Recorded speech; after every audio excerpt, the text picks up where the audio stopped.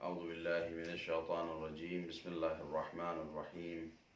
وصلى الله على محمد وأهل بيته الطيبين الطاهرين أما بعد بسم الله الرحمن الرحيم شهر رمضان الذي ينزل فيه القرآن هدى للناس وبينات من الهدى والفرقان صدق الله العلي العظيم السلام عليكم ورحمة الله وبركاته ناظرین کرام، جیسا کہ آپ حضرات جانتے ہیں کہ ہم ماہ مبارک رمضان میں داخل ہو چکے ہیں اور پروردگار عالم کا شکر ہے، جتنا شکر کریں اس کا کم ہے کہ اس نے ہم کو جو ہے پھر سے ایک موقع دیا، ہم کو اتنی حیات دی کہ ہم دوبارہ اس مبارک مہینے میں داخل ہوئے، اور یہ شرف پروردگار نے ہم کو دیا کہ ہم اس ماہ مبارک میں داخل ہوں اور اس میں اس کا تقرب حاصل کر سکیں اور اس کی بہترین طریقے سے عبادت انجام دے سکیں۔ تو اسی سلسلے میں جب ہم مطالعہ کر رہے تھے اور یہ روایت ہمارے نگاہوں سے گزری تو ہم اپنے آپ کو روک نہیں پائے کہ ہم نے استفادہ کیا اس صلوات سے جو روایت میں ہے۔ روایت میں ذکر کیا گیا ہے ایک صلوات کے سلسلے میں، تو ہم اپنے آپ کو روک نہیں پائے اور ہم نے کہا کہ جو ہے مومنین بھی اس سے استفادہ کریں اور اپنے گناہوں کی بخشش کروائیں ان پروردگار عالم کے محضر، کیونکہ آج روز شب اول ماہ مبارک رمضان ہے، تو یہ شرف ہے کہ ہمارے جو گناہ باقی رہ گئے ہیں، ہم سے جو تقصیر ہوئی ہے اور جو گناہ بخشوا نہیں سکے، اب آج اس شب میں ہم انشاءاللہ اس صلوات کو پڑھ کے اپنے گناہوں کو بخشوا لیں۔ تو امام ابا عبداللہ علیہ السلام سے ابا حمزہ روایت کرتے ہیں، اور روایت میں ہے کہ جو شخص بھی اس صلوات کو پڑھتا ہے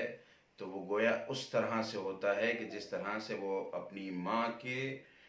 شکم سے پیدا ہوا، شکم مادری سے جس وقت انسان پیدا ہوتا ہے اس وقت جو حالت میں ہوتا ہے کہ اس کے پاس کوئی گناہ نہیں ہوتے، وہ گناہوں سے عاری ہوتا ہے، گناہوں سے خالی ہوتا ہے،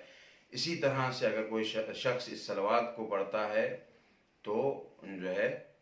وہ گناہوں سے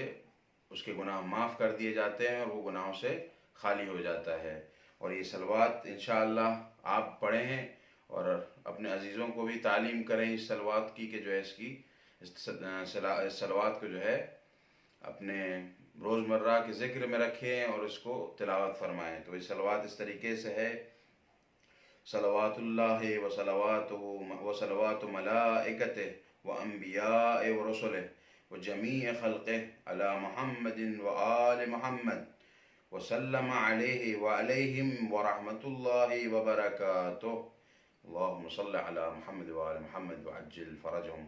تو امام سے پوچھا کہ مولا اس صلوات کی فضیلت کیا ہے؟ تو امام نے کہا کہ جو شخص اس صلوات کی تلاوت فرماتا ہے، نبی اکرم صلی اللہ علیہ وسلم پہ صلوات کو بھیجتا ہے، تو یہ صلوات اس طرح سے ہے کہ وہ انسان کی گناہوں کو مثل جدید متولد بچے کے، جو بچہ اپنی شکم مادری سے جلد متولد ہوا، اس طرح سے اس کے گناہوں کو، جیسے کہ اس کے کوئی گناہ نہیں ہوتے، اس شخص کے بھی گناہوں کو پروردگار عالم بخش دے گا۔ تو ہماری ذمہ داری ہے اور پروردگار عالم کا شکر ہے کہ ایسی نعمتیں اللہ نے ہم کو نوازی ہیں کہ ہم باب توبہ، باب عفو ہمارے لیے رکھا، اور یہ بافضیلت صلواتیں کہ جن کے ذریعے سے ہم اپنے آپ کو منور کر سکتے ہیں الحمدللہ۔ اور اس کے بعد ایک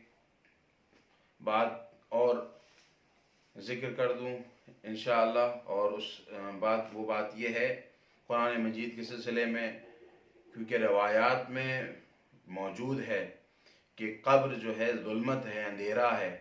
اور دنیا میں ہر انسان جو دنیا میں ہے وہ جب بھی اندھیرے میں جاتا ہے تو اس اندھیرے میں جانے کا جب بھی انسان کو معلوم ہوتا ہے کہ فلاں جگہ اندھیرا ہے تو وہاں جانے کے لیے پہلے سے جو ہے روشنی کا انتظام کرتا ہے، اور روایات میں قبر کے لیے ہے کہ بہت شدید وحشت اور اندھیرا ہوگا، تو وہاں جانے کے لیے بھی جو ہے ہم کو روشنی کی ضرورت ہے۔ تو روایت میں ہے، امام فرماتے ہیں کہ ان اعظم نور یراہ المؤمن ان اعظم نور یراہ المؤمن فی قبرہ نور القرآن، کہ امام نے فرمایا کہ سب سے بہترین، سب سے بزرگ نور جو ہم کو قبر میں حاصل ہوگا، جس وجہ سے وہ نور قرآن ہے، یعنی ہم کو صدقے کے ذریعے سے جو نور حاصل ہوگا قبر میں، نور ملے گا،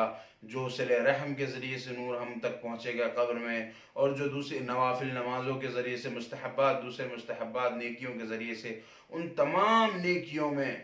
اگر سب سے اعظم نور، سب سے بزرگ نور، سب سے بڑا نور اور سب سے زیادہ نور ہم کو جو قبر میں فائدہ پہنچائے گا، وہ قرآن مجید کی تلاوت کا نور ہے۔ قرآن پاک، قرآن مجید، فرقان حمید کی تلاوت کا نور ہے۔ تو بس اپنے آپ سے نصیحت کر رہا ہوں، اور تمام مومنین اور اپنے بھائیوں اور بہنوں سے نصیحت کرتا ہوں